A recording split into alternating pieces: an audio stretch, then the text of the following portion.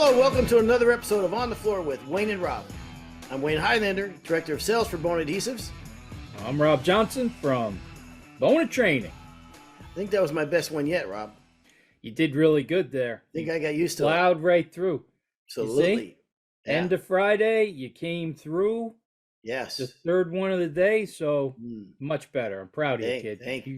Enjoy the weekend. There you go.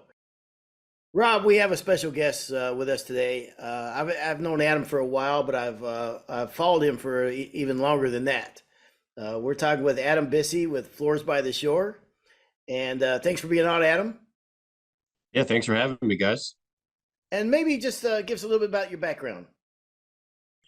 Well, I started in the flooring business with my father when I was a kid. My father mostly did carpet and refinishing of vinyl floors, and I started my own business in the 90s, and I quickly got into hardwood in the 90s and really, stuck with that. My father was more into the carpet world, but I kind of liked the refinishing, believe it or not, of vinyl floors back in the day when I was real young, back in the 80s, and I liked the refinishing process, and so it was a natural kind of fit for me to start thinking about hardwood floors and the refinishing of that. So I really, it kind of stuck with me. Plus, wood is such a bigger part of people's flooring options today. So obviously, if you want to have a business that's successful, you want to make money, I think wood is always the best choice. Plus, I'm very into, renewable resources, things that last. What I found out from doing maintenance on floors when I was younger was that the flooring choice that you made really, and how you maintained it, was a big part of how long it lasted. Because you buy cheap products, they don't last, they're not installed properly, and nobody's really happy with it. But if you spend the extra money up front, you buy products that are renewable and restorable, then you can have floors that last, generations. And so I guess I got a real view of that by starting out on the maintenance side first, before I got into installation, and really saw what people were happy with, what they weren't happy with, and why some decisions were poor and why other ones were great. And I always felt that wood was by far the best choice for flooring for people's homes, even back in the 80s. And then obviously as it got more popular in the 90s, it just took to it, I guess. And my father wasn't really that big into wood, as I'd mentioned, but when I started my own business, I knew that's what I really wanted to focus on. So a lot of it was self-taught in the beginning, until I realized that, there was a lot more to it than I could teach myself, and ended up going to NWFA school, Bona school, realized that you met amazing people in those courses, got to form some great contacts and great relationships, like with you guys on the Bona side, with Jeff Ofredo and Frank Capolino. Those are guys that I call on a regular basis to get information from. They really helped me in my business by, in fact, I just called Frank today about a situation where somebody wants me to install some wood flooring on a ceiling, something I really haven't done a lot of. But it's a builder I do work for, and they really need some help. So I figured, hey, let's see if we can get this done for them. And it's great having a group of people that I could call on to get information from, because you can't know everything, that's for sure. Yeah. But I try to have the answers for people by knowing the best people to call. And you mentioned a little bit about that in your article about having good partners. And so before we get in the article that I'm referencing, you guys, is an article written by Adam Bissey. It's entitled "What Lies Beneath: How I Prevent Moisture Problems Before the Sale," and it's in Wood Floor Business Magazine. And I'm going to get into that. But before I do, I just want to ask you also. You do a lot on Instagram, and I follow you on Instagram, and you have you got a lot of great pictures of some. You're in some very high end floors, man, or homes, and you do some beautiful jobs. But what I like about yours also is you go into a lot of detail of behind the scenes and what have you, and the techniques and the reason why you do certain things and what have you, and explain it, and I think that's I love that, because it's a great learning tool for other people as well. People in the trades and homeowners alike. Yeah, thank you. I I feel like I guess I'm sort of a natural teacher. I've always took to it. I always like to train my guys who are coming on, and it gives me a lot of satisfaction. It also, I think I help homeowners, who follow me and get to see, because I point out things, why they look the way they do, what could have been done differently, and why their floors have issues. I feel like people have floor issues all over the country, and if I could help somebody out there by making a post saying this is wrong, this is wrong, this is how it should be done, then I feel like helps me sleep better at night for sure. Nice. So first of all, what prompted you to write the article? This is I really like, encourage people to go to the article and read the article, because it is one of the most in-depth article I've read on the subjects, and some great pictures that illustrates everything in great detail. And so it's very much well worth reading. And so what prompted you to write the article? Well, Kim contacted me from Wood Floor Business a little while back, and we did an article on metal inlays. I was posting on metal inlays and how I learned how to do that at NWFA Advanced School from Jason Elquest, and so I was posting about that, how we do it, and she wanted to do an article on that. So I originally did an article on metal inlays, and through talking with Kim, we just started talking about lots of other things too, because she's very easy to talk to, and she's really a wonderful person to work with. And her and I spoke about lots of things, and it just naturally came up, I think, in a conversation, something that was happening in my life at that time with the wood floor and how I was handling it with moisture. And she stated to me, she said, I have more requests for moisture articles than I do for almost anything else.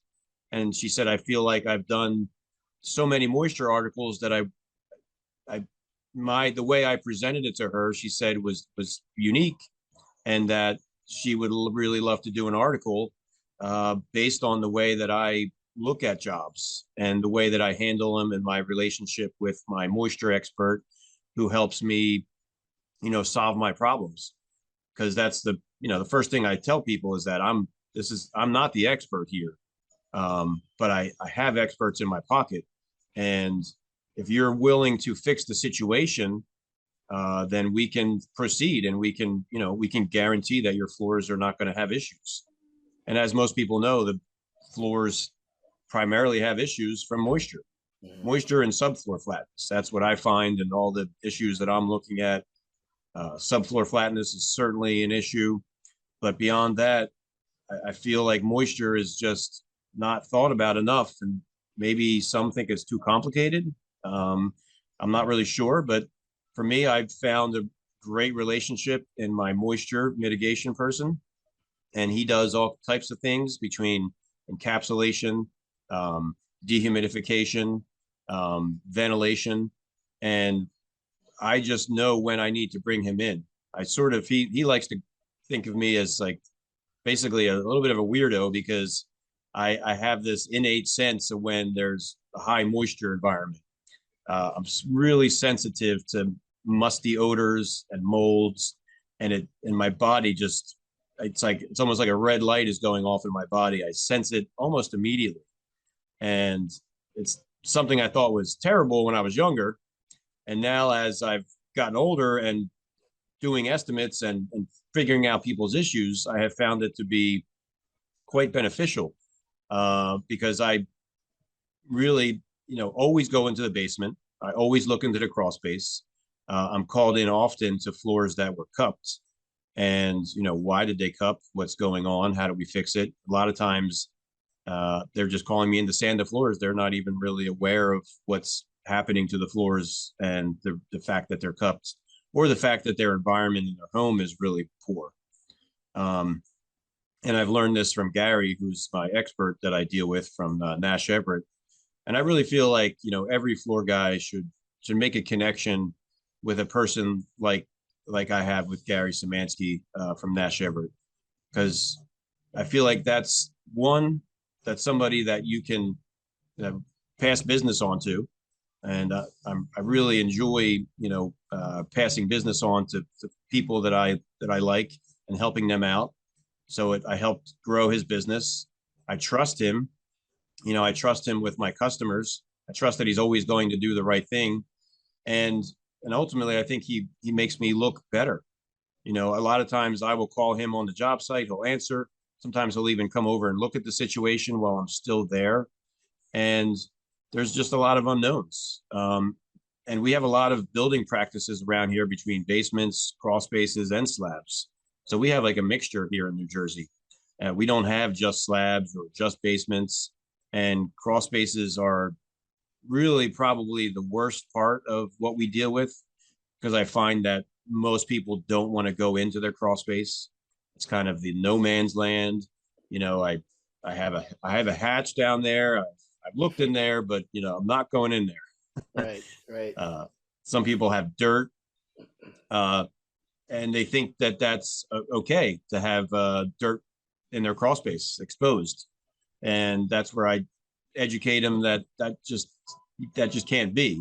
It needs to be encapsulated, and generally from that point, it needs to be dehumidified. But there are times where he'll dehumidify and ventilate. Stale air is often, a big part of it. And I think that's why my senses go off, because I can sense this stale air, and it really affects me, where I instantly get sick to my stomach. I get a headache almost instantly. And so I always, when I'm looking, especially when I'm looking at new floors, if the floors are flat and I go in to look at a sand job and there's nothing wrong that I can see, I don't always go into the basement and look at things, because generally I'm not installing new floors, so the moisture content of that area is not quite as important for me. But when I'm installing a new floor, I insist on going into whatever area would be under those floors, and checking out what's going on, and making sure that it's fixed before I put a floor in. So I find that if you fix that situation before I get there, before I do my work, then we're not going to have any problems with the floors. One of the things I got from the article that I think a lot of floor guys are guilty of was how you use other trades and how you rely on other trades, moving gas lines, moving toilets, plumbing, things like that. Because I think we all, at one time in our life, said, yeah, I can do this, I can do that, put a toilet back for people. And, sometimes when I read that, I was like, that's definitely the way to go. Use other people. Yeah, and if you're not an expert in that trade, I mean, we have enough to do in our trade, right? That we don't have, we can, let people do what they do for a living. You also, there's a quote that I love what you said here, and I think it says everything, is that water always wins. That's a great quote. But when you first start sanding floors, you first go into business for yourself, or you first start sanding floors, life is pretty simple because you don't know what you don't know. You see a cup floor, you walk in, and you go, oh, I sand floors. I mean, that's what we do. We sand floors and whatever. But it's so much, being a floor contractor and an expert is so much more than that, right? I mean, because like you said, I mean, you go on that floor, it's cupped for a reason. And after you leave, it's going to be flat. But yeah, it could absolutely, you have not fixed the problem. And they may have a reoccurring issue. So how do you, people don't, like you say in your article, I mean, people don't mind spending $10,000 on something they're going to see that's beautiful, that they walk on, like, oh my gosh, that looks beautiful. But spending $10,000 on a water problem underneath the house that they're never going to see is a little tougher conversation, huh? It definitely is. And it takes people some time, I think, to absorb all the information that we give them, absorb the cost. But I simply explained to them, like, I'm here because your floors look terrible. And I can make them look great temporarily, but if they're going to cup again, we're right back to where we were. And even if you dry the situation out after that point, they may correct themselves to a certain extent. But what I usually find is they're never right again until you sand them. And they have to be dried before they're sanded, because we're all familiar with crowning and sanding a wet floor, and then it dries and then it crowns. So I really want to, take care of the moisture situation before we do anything. Generally, I'm telling them that I want that corrected, and I want his systems going for a solid 2 to 3 months before I come in and do my thing. And there's no doubt we turn some people off. I mean, we don't get every job, that is for sure. All we could do is educate them. If they don't go the route of the way we believe, then it's you can lead a horse to water, right? But you can't make him drink, and I just believe it through my training. I also have an undergraduate in biology, so I really enjoy the education process throughout, and enjoyed it in college, enjoyed it in the NWFA and through Bona. And just a seeker of knowledge, I guess. So I really enjoy when I meet other people like that. And my friend Gary is certainly like that. So I'm constantly getting an education from him on how things are and why it's doing what it is.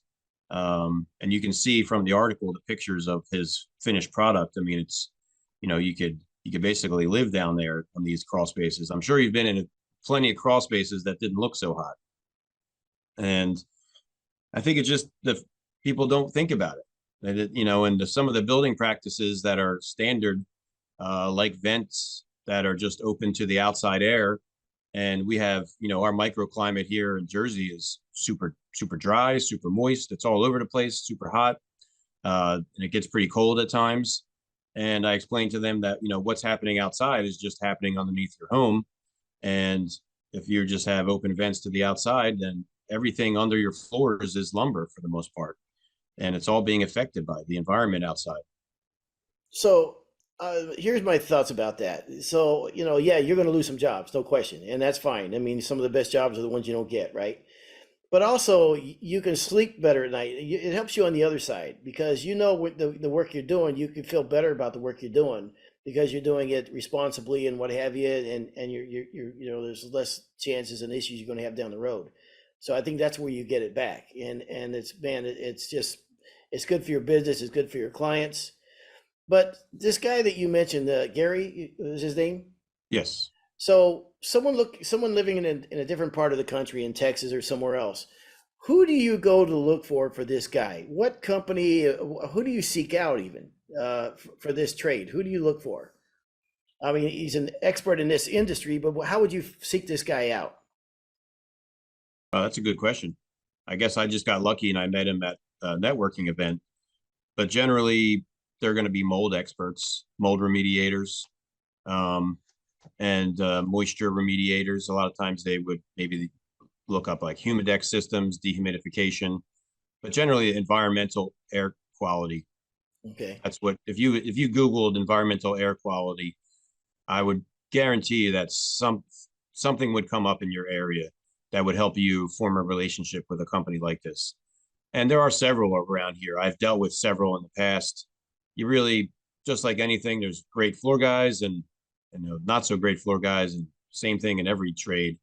I went through a few people before I really settled on Gary and formed my relationship with him. So you have to look like anything else. I take notice when I'm on job sites. I really like to take notice of other trades. I'm a big fan. I'm a big believer in giver's gain, and so I really like to pass business to people that I think are really add value for my customers, and they ultimately make me look good. And I hope that they pass me business the same way, whether they do or not is doesn't really matter, because again, it makes me feel good that I'm helping a customer. And I feel like, there are so many smart people out there, but when it comes to their house, they are really clueless. Like they really just don't know their systems, their heating, their cooling. They really just don't know a lot about building, but they're professional people who have a really good job and very smart at what they do. But when it comes to the building practices and how things are done, they don't know butkus. and I'm really happy to educate them a little bit. And I guess the same reason I like to educate my employees and teach them how to do things, We're starting an apprenticeship program through the NWFA as well. That I think that knowledge is really key to doing everything properly. I get some feedback too on my Instagram. Oh, certifications are bullshit. I'm sorry, I don't know if I should say that. You're fine. And how dare you say that people should be certified to do what we do, and that's not right. It's against our being an American. And I personally have a problem with it.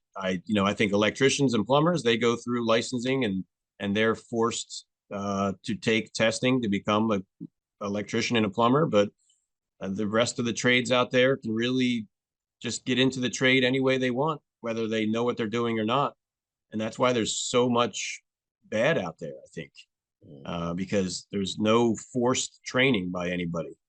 Yeah. It's not the way it is in Europe, but it is the way it is here. And I think that's why you get so many calls, Wayne, on, I'm sure you get a lot of calls of what's going on here. Why? Yeah. What's from customers too, probably. I mean, you got Bona sends me a lot of customers who were referred for problems, and going to look at these problems, you're like, wow, just a little education would have gone a long way here. Well, they say knowledge is power, but knowledge isn't really power until it's applied. And I think a lot of guys will even know this, but I think the fear of losing a job because of telling the customer they're going to need to do $8,000 worth of remediation work downstairs or whatever, I think scares a lot of guys off. But I agree with you. I mean, I think it goes miles of your credibility when you explain it to a homeowner. And afterward, they've done, when, like you said, well, you look at pictures of that crawl space before you did your work and afterwards. I mean, like you said, it looks like you could eat off that place. You could live down there, and they see the value, and you get a happy customer with no complaints down the road. They're going to refer that guy to another job. So, who does the encapsulation? Is it your crew or do you use Gary's crew? Gary does all of that work. Anything in the crawl space, my guys pretty much stay out of the crawl space. we look, see things that are issues, and then just refer Gary immediately and bring him in. I mean, he's usually wearing a Tyvek suit and a respirator. There's some really bad situations that I've pulled him into. We had a restaurant recently that had a drain in the floor that was going just into the crawl space. They had a pipe from the bathroom that was just leaking sewage into the crawl space. Sometimes around here we have tidal water coming into. So there's so many variables that I feel like unless you're an expert, you can't answer properly. And it's taken me my whole life to learn everything about wood floors. I feel like I can't fit any more information about all that. So I need to call Gary and make sure that it's being treated properly. And, sometimes I miss things and we're already into a job. Definitely not perfect. And then we find things as we're removing things. We find mold sometimes. I mean, what floor guy hasn't ripped up floors and found some rot or mold that was present and saw something that was leaking that you weren't aware of, and it is mold. And you should, at that point, run an air scrubber. You should set up additional containment, and you should know how to treat that situation, because if you don't, then you're getting mold spores throughout somebody's home. And if they have young kids, it's just not a good idea. You have to be worried about people's air quality. And I guess because I'm so sensitive to air quality, that I'm probably more aware than most. And also I have kids, so I'm more aware of maybe someone who doesn't have kids. Maybe I don't know, but to me it's a big concern, people's air quality, between using dustless systems and setting up containment. And then if we find something that is off, that is taken care of by a professional, just as I said with plumbers and electricians, those people have their knowledge for a reason, and you need to call them in when you need them. I also have a structural guy that, I talked about lolly columns and things in here, and they have educated me on how things should look, and then I just apply that on the job. and I see it often. I see, temporary lolly columns put into homes all the time, and people just aren't aware. They've been living in the house for 20, 30 years, and they've had a temporary lolly column with a pin holding up their house for 30 years.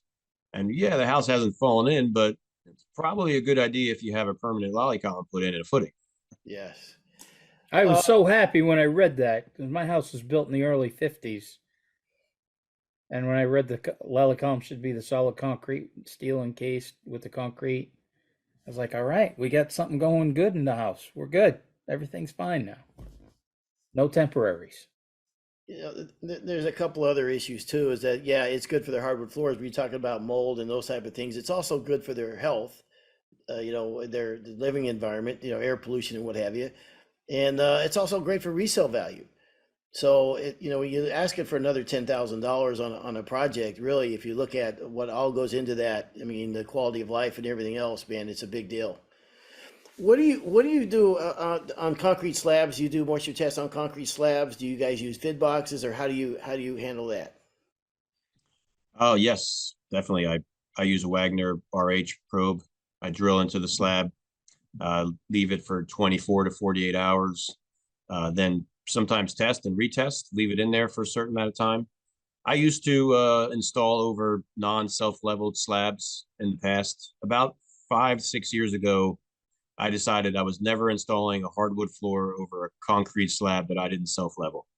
Hmm. And since I have changed my process, I have certainly lost more jobs over concrete, but the ones that I did get went as smooth as they could have gone.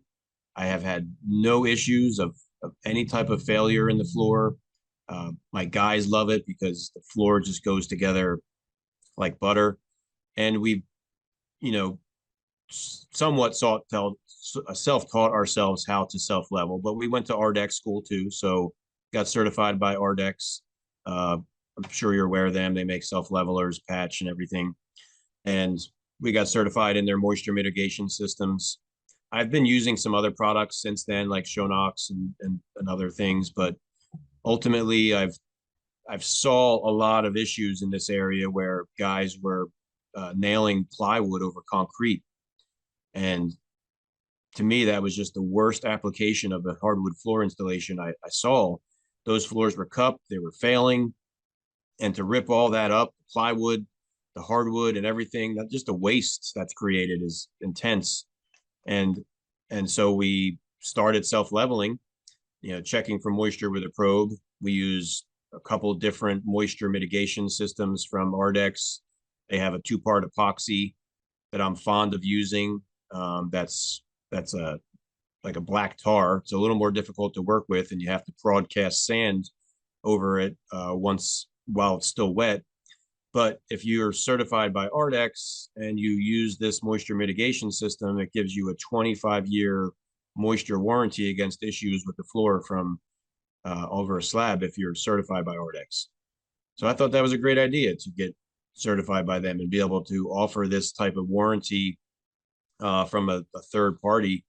Um, and really, it's not the only one I use. They have some other products like VR98 is a product. So they have different moisture mitigation products based on how much moisture readings I am getting from my probe. And I've seen everything from the low 30s, 20s, all the way up to 99, 100%. So Hmm. it's really all over the place. If you didn't test a slab, how do you just don't know. Yeah, I've I've seen slabs that they look dry as a bone, and the moisture reading was 98%. yeah, And yeah. and so that is just as important as looking in the crawl space and looking in the basement to see what's going on. And taking an RH reading and the temperature reading. I've I've also held up several jobs since I started using the probes just on temperature of the slab too, because we've done uh, some multi-unit places that were raised slabs over steel decking. And in the past, I would just go and not think about it. Oh, it's raised. How could it Right, have any any right. any issues? And what I found through putting these probes in was that temperature was really low.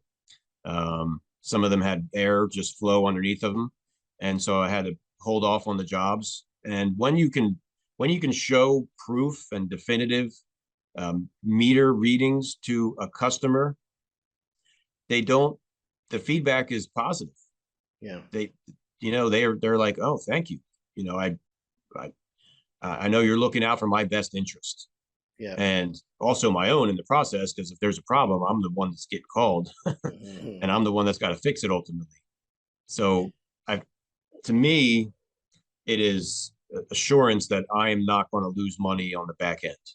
Yeah. Because there's nothing worse than going back to somebody's house to fix something. It's automatically a loser in my eyes. If I have to go back because we didn't do something properly, we didn't check for moisture, and we're going to have now a potential rip up, or maybe a resand, whatever it might be. That's a loser every day of the week. Yeah. Yep. Yep. And if I can do my due diligence up front to avoid that, then you're automatically going to be more successful. Perhaps you'll get less jobs because of it, but over time, your reputation will build that it won't matter anymore. And you'll get in front of enough people who respect that process that you've put into place and seek you out for it. Tell us a little bit about the vid box. Yeah, like how I use them, or Yeah. well, typically I use them a lot more often over radiant floors. First of all, maybe for some listeners that don't know what they are, maybe kind of just explain what they are too, Adam. Oh, sure. Yeah. So they're a little red box that goes under the floor. You have to route it out. And it sends signals twice a day of the RH and the temperature of the floor. And it goes to an app on your phone. You can transfer it to the customer if they wish, although most of my customers want me to monitor it. They're like, no, you keep it. Yeah, that is. So I honestly didn't respect them as much until I had an issue that it saved my butt. And what happened with me was I installed some Allegheny hardwood mountain flooring, 5-inch rift and quarter engineered, something that you're like, oh, I'm hang your hat on this stuff. It's not moving. It's going to be good to go. It's rift and quarter. It's engineered. I'm set. No problem. Installed it full spread adhesive with Bona R851.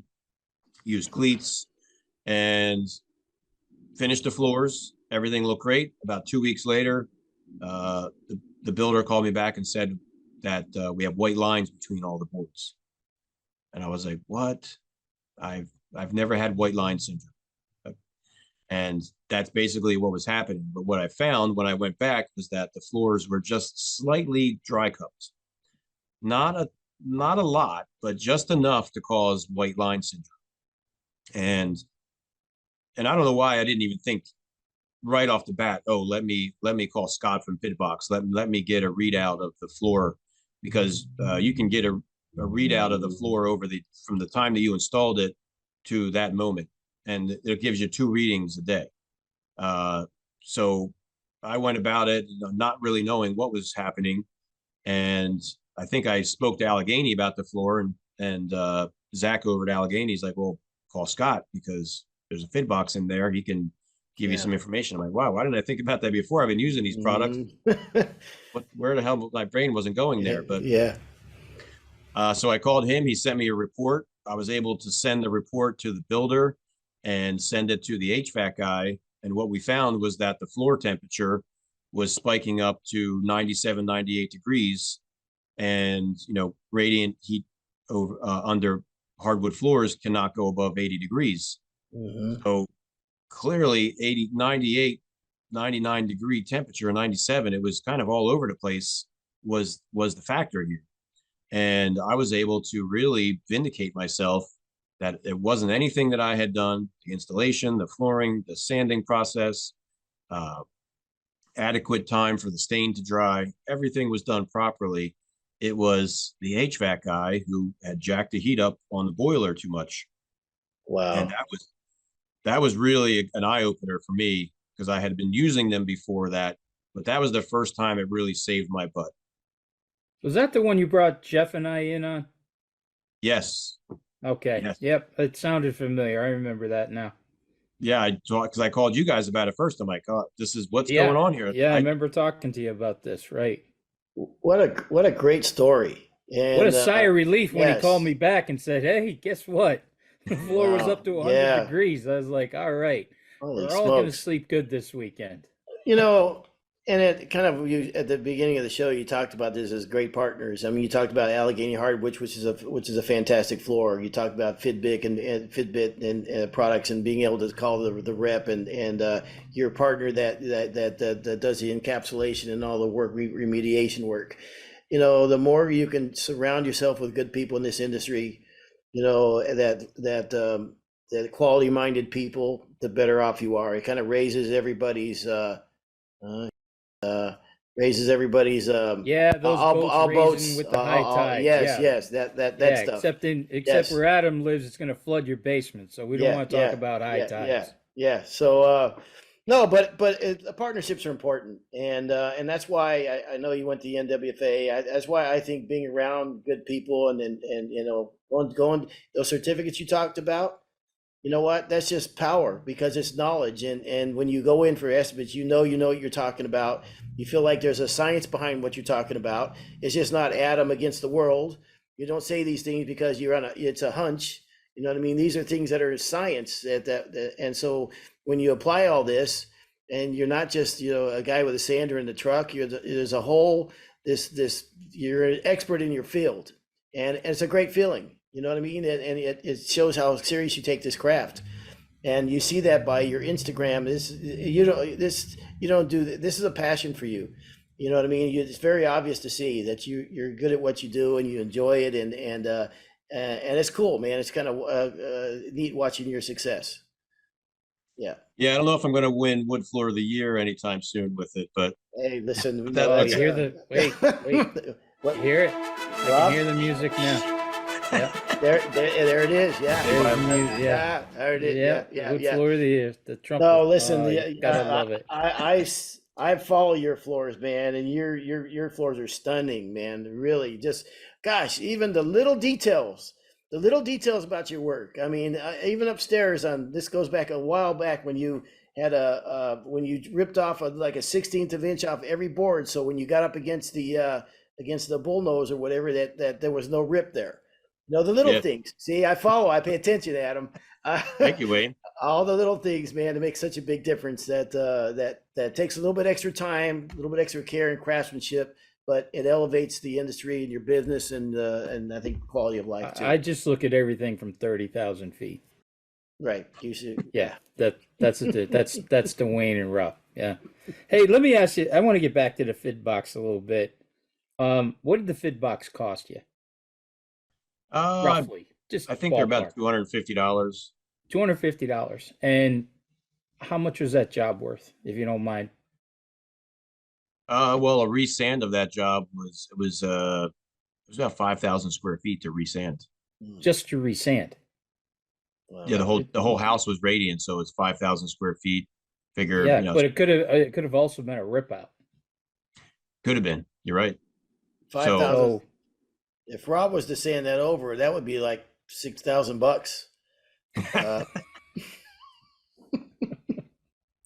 I'm sorry, Rob. You know it was there. oh, I know you had to get one in. Yeah. I'm sorry, Rob. Well, the reason that I hit on this is because there's some technology out there that is just saving guys big time. And I didn't even know about this FitBox.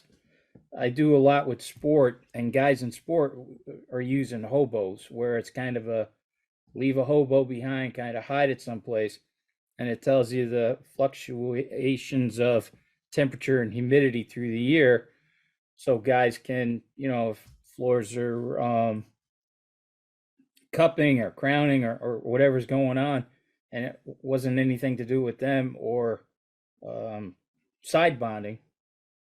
Now these hobos that are being left behind, they can just show the guy the reading and say, hey, here was the guidelines that we told you to use, and you fell out of that guideline. So how do you expect us to control if you're not going to control it? So this is a great one, this FidBox. I mean, $250 it saved you. A lot. Could have been $100,000. If I had to rip out the floors, yeah, I think the new floors installed and finished for about $120,000 or so. We did some Yeah. curved nosings there. We did some wood bending, and Oh my gosh. Right. it was Yeah. there So was a if the lot of people work. at Fidbox are listening, I'll give you my address. Mhm. Maybe send me something, a couple of Fid boxes Yeah. personally. Yeah. Maybe What a I find shirt or is you got to sweatshirt. put this information in your quotes. I get some positive and negative feedback about this, and I would say that my quotes are as detailed as you would think they would be from me. I put a lot of information in there. I put the grit sequence, how we're going to sand, what type of equipment we're going to sand, what RH I expect your home to be, what is required for the floors to be. And I think that I get some feedback from customers that, wow, I was really impressed. I've never seen a quote like this. I've never seen so much information. And they actually read it and they internalize it.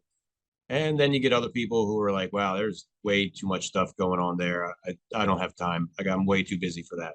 Mhm. Yeah, I um, thought you were going to come in and do like a carpet thing, carpet shampooing or something. but even from other floor guys, I've certainly looked at other quotes that people have asked me, well, why is yours so much more than this guy? Well, let me check out their quote and maybe I can help you out with it. They've certainly shared them with me. Yeah. I I just, to me it's amusing because it's sand and finish, two coats. You're Mhm. like, well, what the hell are you doing? What Right. kind of two Right. coats? To go to what? Yeah. Yeah, None of your none of your business. yeah, they think that homeowners are stupid and that they shouldn't be educated. I just think the total opposite. I think the homeowner should be educated on all the options out there. Let them decide, Yep.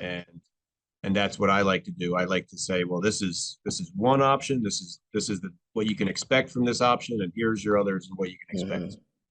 Sounds like your quotes read like an inspector's report, kind of. Probably, yeah, I wouldn't doubt it. I'm not an inspector, but I wouldn't doubt So, well, I got you also on here. One last thing is acclimation. Talking about acclimating the floors and what have you, and you're doing that. You're bringing the wood in and acclimating the floors, and that's part of the process too. Maybe we can talk a little bit about that. it. Sure, unlike our acclimation process and how we do it. Yeah. Hmm.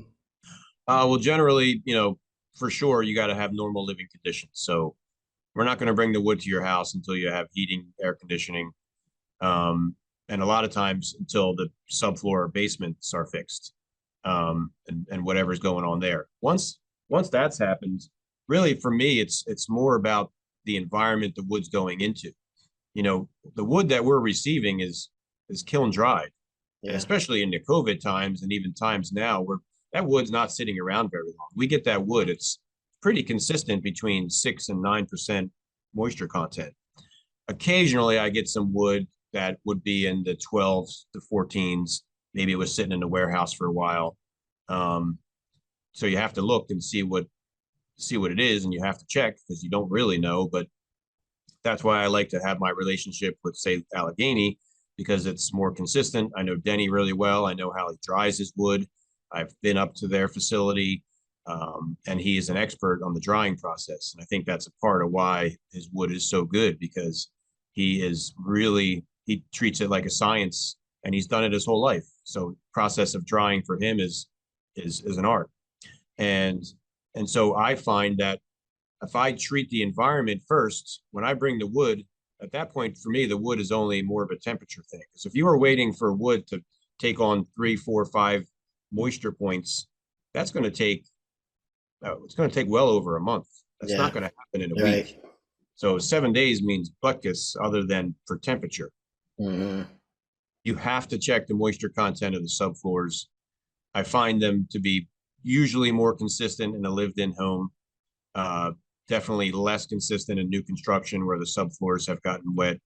So you have to get the heating and cooling systems up and running, and they're generally what is drying out the subfloors. I have a builder around here that I really appreciate because he brings in a beat up furnace, and he sticks that beat up furnace in the middle of the living room very early on. where a lot of times some of the feedback I've gotten from builders is, well, we don't want to turn the furnace on because Right. the furnace is going to get destroyed from dust and sheetrock dust and Pretty every dust. smart. And this guy just has an old beat up furnace. They happen to do HVAC, plumbing, electrical, and building. It's kind of a rare breed that they do all of them in house. So I guess it makes it a little easier for him that they can put an old furnace. But when I go to his job sites, they are, when he says he's ready for wood, he is ready for wood. It is perfect. The moisture content of the subfloors are 6 to 8. The wood's coming in 6 to 8. I mean, they're right on par, and I don't have any issues. So really, that's my job as the estimator and the quality control guy in my business, where I am checking moisture, and if there's a problem, then we have to wait. That's actually great that they do that. That's pretty slick. So, a couple things, Adam. Somebody coming into the trade. Well, I was at the NWFA last couple weeks ago now, and there was some guys walking around with yellow tags on that said "new members." If you were talking to a new guy in the trade, getting into the trade right now, give us maybe one of your two best tips for running a hardwood floor business. My two best tips: do the best that you can every day. Don't take any. Don't well, I have to get a word this differently. Just for me, it's really about the quality of what we're putting out there. I don't care if you're doing one little tiny bedroom or you're doing a 12,000 square foot house. Every little detail of that job has got to be the best that you can put out there. And not everyone is going to be perceptive to that, or receptive, sorry, to that. So don't be alarmed when people don't see the value in you doing the highest quality job possible, because it just won't be for everybody. But I think if you commit to quality from the get-go, and that's really what you care about more than anything else, everything else will fall in line from there. It's got to be quality first, in my opinion, and that's how I've built my business. And I think that's why I've been successful, why we have over 20 employees, and why we have a 2-3 month backlog at all times. It's because I care more about quality than I do about our schedule, which, the girls in my office would scream at me for saying that. They're answering to the customers on schedule. But for me, if I have to spend an extra day making that job look perfect, then it was worth every penny of that extra day. And I think that's the best advice, is just don't take second quality at all. It's got to be first quality across the board, the best products you can find, and get the training that's out there. It takes a long time to get all of it. You can't do it overnight. It took me several years to get the NWFA certifications I have. Bona was great because Bona is in my backyard. I mean, that was beautiful. And I go to the training center and I talk to Jeff all the time, and he's been an amazing resource for me. Rob, you did the class for me. What was that? Was that 5-6 years ago, maybe? Yeah. Whenever that was. But I think we've had more of your guys come through since then too. Yes, yeah. So we're always sending any guys that come in, we send them to Bona class. And you can't undervalue what that education process is, and you can't undervalue doing the absolute best that you can do. And you're going to get better. You're not going to start off with your own business and be the best there is. It's just impossible. But if you get a little bit better every job that you do, then you'll look back and you'll be like, wow, I can do things now that I never dreamed of before. Like taking the advanced NWFA class, and we're doing like the pattern floors that we do now. Like 10 years ago, I wasn't doing pattern floors like that. Now we're not afraid to tackle, any project. And the more people see these projects that you've done, the more they want to take on more advanced projects with you. And then it becomes fun because, it can be draining. It's a really tough job. You're getting dirty. You're getting abused sometimes, a lot of times. It is a really tough trade to be in. I think all trades are tough, but I think flooring is particularly tough. And we have to deal with coatings, and I think people who have never coated anything in their life have no idea what we have to deal with as coaters. The environment, temperature, the air, why did something go wrong? Sometimes you're like, you're shaking your head. I don't know. It should have went perfect. I did everything the way I did Yeah. it last time. Yeah, exactly right. So just never give up, right? Just keep going. And Yeah. if you have a resand, it's not the end of the world. You'll have less as time goes on. And, really training with having a great mentor. I think you can't understate that either. And Yeah. not training with them for 1 year, but training with them for several years if you can. Well, I mean, your name has become synonymous with quality now, and it's an honor to have you on. Like I said, I've followed you and known you well before I got a chance to meet you. So I really appreciate you taking the time to come on with us. And so thank you a lot for that, Adam. Well, I really appreciate you guys having me on. This was a lot of fun. Yeah. I listened to the last podcast. That was a lot. That was that was really fun. Appreciate your shout out there too, Yeah. and then thank you for dinner in Milwaukee. Very welcome. Yeah, and has enjoyed the company. Is there anything else you want to touch on before we go? Anything we didn't hit? Maybe we should have asked you. I think we covered the article pretty well. And is that the only place it's at? It's Wood Floor Business Magazine. I would say the only place it is at the moment would be Wood Floor Business. Okay. Either the magazine or online for them. Okay. And check out my Instagram. I really like the interaction I get from other floor guys. I love Very when cool. floor guys ask me questions out there and ask me for help and private message me. I talk to a lot of floor guys throughout the country. To me, that's a lot of fun. And if I can help anybody, it makes my day. Very cool. Awesome, Adam. Appreciate it, man, very much. Yeah, thanks, Wayne. Thanks, Rob. Yep. You're Thank welcome. Thanks for coming on. Yes, sir. And this has been another episode of On the Floor with Wayne and Rob. Please stay tuned for another episode.